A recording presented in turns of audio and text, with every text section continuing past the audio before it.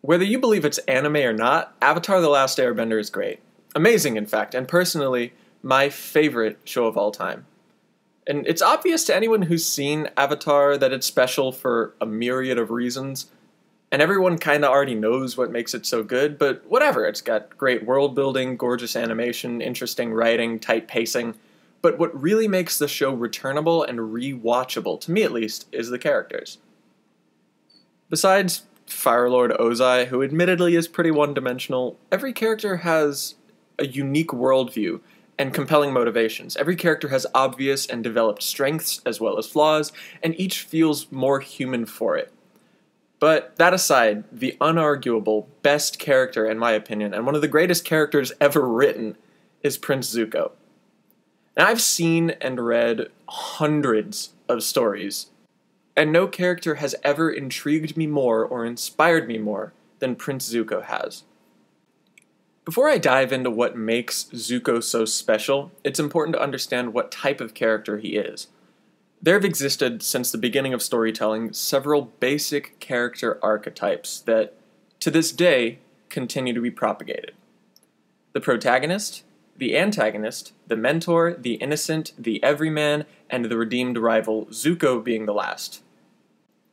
The redeemed rival is what it sounds like. It's a character who, at the outset of the story, opposes the protagonist, and by the end of the story, has joined the protagonist. This character type dates back to the oldest story ever recorded, the Epic of Gilgamesh, in which Enkidu is created by the gods to be Gilgamesh's rival, but despite his creator's intentions, he becomes Gilgamesh's friend and partner.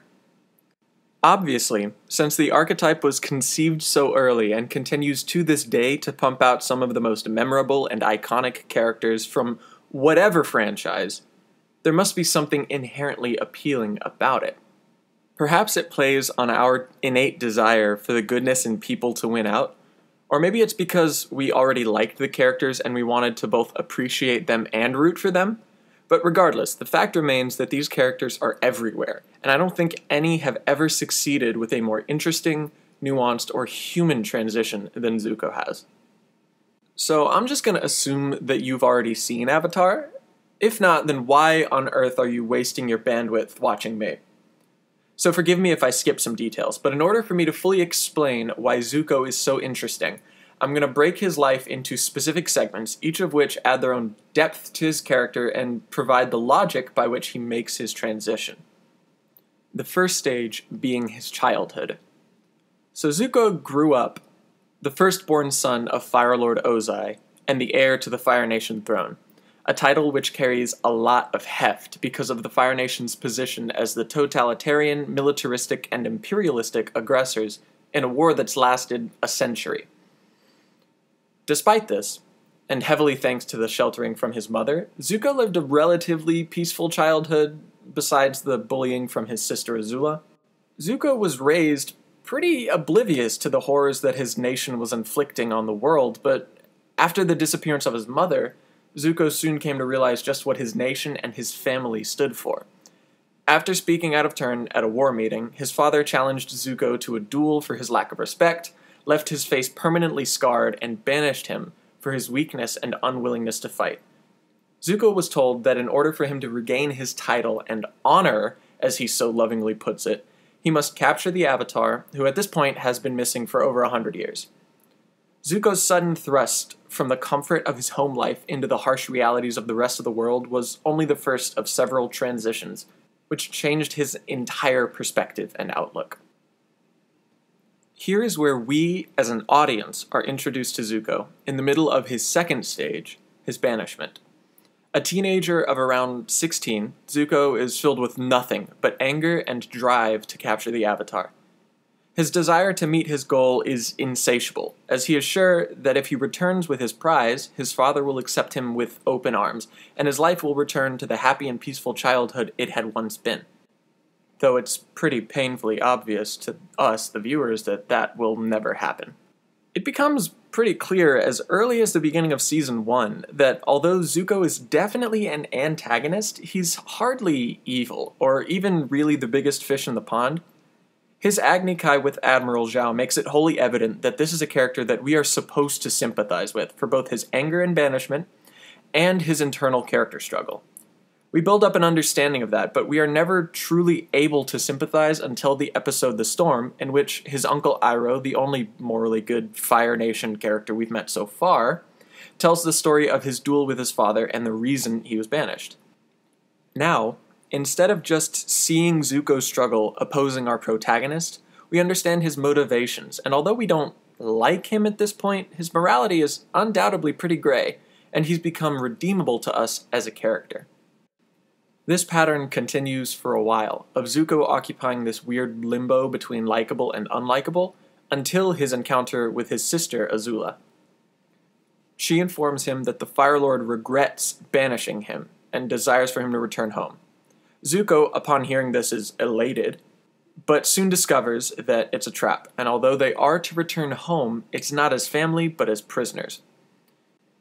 Zuko and Iroh make their escape, and this is the beginning of Zuko's third and most difficult phase, his true banishment. No hope for redemption, no get-out-of-jail-free card in the way of an avatar. Zuko and Iroh are now runaways, totally cut off from their home. They go from ostracized to criminalized, and the effects of this change are harsh on Zuko. The one thing that drove him was the small hope for a return home, to recreate his life as it had been before he made his mistake.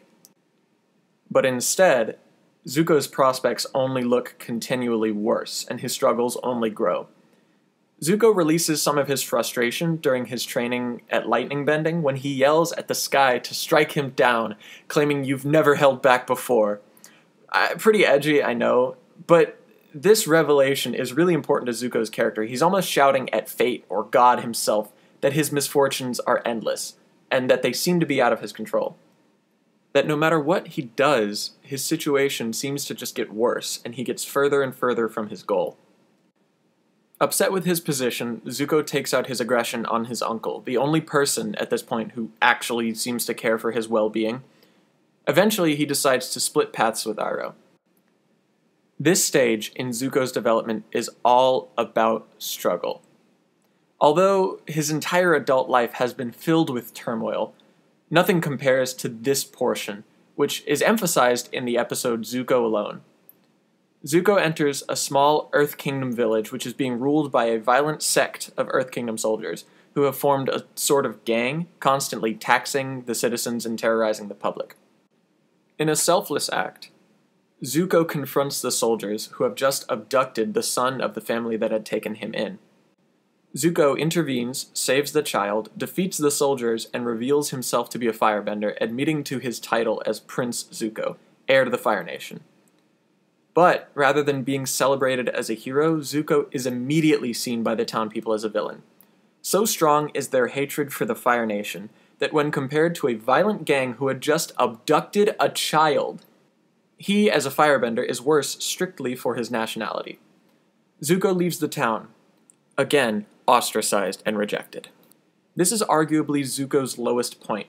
He has no home. He's hated by people of all nations for things that were really out of his control, and his opinion of the world around him takes a turn for the worse. But this is the beginning of the upturn of Zuko's character, because this is the moment where he realizes exactly who the Fire Nation is and what they represent. And it's with this in mind that Zuko can make his positive transition. Zuko's alignment and allegiance with the Fire Nation has always been shoddy at best, and that's obvious from his escapades as the Blue Spirit. He doesn't want to capture the Avatar to give the Fire Nation victory, he just wants to return home. But Zuko makes a true change of morality while living in Ba Sing Se during the episode Lake Laogai, and this is the beginning of his fourth stage. When Zuko finds Aang's captured bison, he is presented with a golden opportunity to use this bison as bait or maybe collateral to capture Aang and perhaps win back the approval of his father. Before he has a chance to act, however, he is confronted by Iroh, who at this point wants Zuko to move past his desire for honor and live for himself. He tells Zuko to ask himself the big questions: who are you and what do you want? To start living his own life, not the life that his father created for him via his banishment.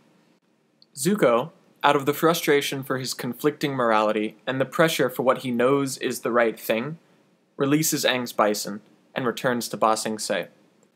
This decision, however, proves to have its consequences. Zuko is so confused by the irreconcilable nature of his newfound morality and his old conviction which had been driving him for so long that he falls physically ill, soon emerging as what can only be described as an objectively good person. Zuko becomes softer, kinder, more open, and more hospitable after accepting his new character. But this new Zuko is short-lived, sadly.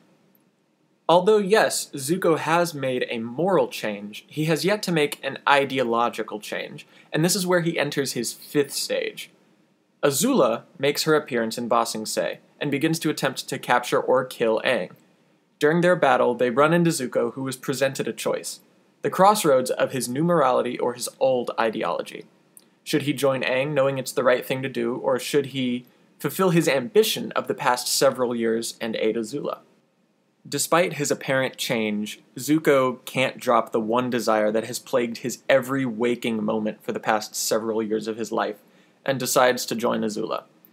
Their fight ends, and they believe they have killed Aang and ridded the world of the Avatar, who was the only direct threat to Ozai at this point. Thanks to the word of Azula, who informs her father that Zuko fought and killed the Avatar, his honor is restored, and he regains his position as Prince of the Fire Nation. Zuko has now achieved what he set out to from the beginning of his journey. This was the end goal that he had in mind from episode 1, and his newfound acceptance from his people and family juxtaposes where he was during his banishment. But despite this, Zuko is not happy. Rather, he's left empty. Zuko tries to confront his feelings of unease when he visits Iroh, who is captured and detained, but that visit only angers and confuses him even more so. He can't reconcile his new peaceful life and the one he lived during the last several years. It can't be right that he's going to rule a nation which is living in great wealth at the expense of the rest of the world, which, if it isn't ash already, is scraping by in squalor.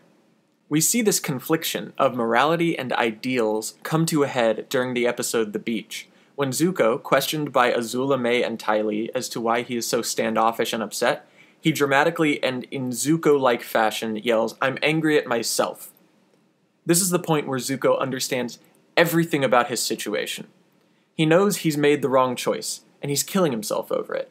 He's not angry with his father for burning and banishing him, not angry at Azula for attacking him, not at the world for rejecting him, not at his nation for the suffering they've caused. He is angry at himself for making what he now recognizes as the biggest mistake of his life. Zuko's full ideological change may very well have taken place during the trip to the beach, but it comes to a head during the Day of Black Sun, when his arc has effectively come full circle. For the first time, we see Zuko sure of himself. More sure of himself than ever, having rectified in his mind his conflicting desires and aligning his morality and ideology, Zuko confronts his father. In one of the most satisfying scenes in the entire show, Zuko has a come-to-Jesus meeting with Ozai, telling him that he rejects everything that Ozai and the Fire Nation tried to instill in him, and he's joining the Avatar to free the world from Ozai's tyranny. And that to stop the world from destroying itself, the era of hatred and war must come to an end and be replaced with an era of peace and kindness. He caps off this moment of triumph with an even greater display of understanding, saying that he himself won't kill Ozai. The rest of the world would simply view that as him grubbing for his father's power, but rather that it was the Avatar's destiny to defeat the Fire Lord and return balance to the world. And in a beautiful moment of poetic justice, when Ozai attacks Zuko with lightning, Zuko uses the technique that his uncle taught him, displaying that he now rejects Ozai's teaching completely in favor of Iroh's. At this point, Zuko's transition and maturity become clear. He has a better understanding of not only himself, but of those around him and the world as a whole. And after he joins Aang and company, it becomes evident that Zuko has become an entirely new, though no less edgy, person. And although after this point Zuko does make some changes to his character, they're pretty minor compared to the huge changes that have come previously. What makes Zuko's arc so compelling is how gradual it is. Never is there any point when a decision that he makes seems out of character, and it all follows a logical progression that guides the viewer along and allows them to understand fully his worldview and motivations during each portion of his journey. One of the hallmarks of a character of this nature is struggle, and boy, does Zuko struggle. We see Zuko on the brink of depravity, abandoned and hated by everyone around him, even himself, and his transition was arduous and painful. Zuko is forced to live in the world that his nation and family created, was met with endless hardships, was forced into impossible moral situations, and always had to deal with the worst possible consequences of his decisions. And yet, through all of it, through his entire journey, Zuko never truly lost the compassion that he had as a child. The child who spoke out in the war room against the tyranny of his father. The kindness and gentleness that he was ostracized for. Despite how he seemed to shunt those principles to the wayside, in the end they triumphed, and Zuko grew into the person that his father had tried to prevent him from becoming. So I could say more about this, but I'm going to end this now because it's getting long and I do not want to edit anymore. So if you enjoyed this, leave a comment, a like, a subscription if you feel so inclined, and I guess I'll see you later. Goodbye, my peoples.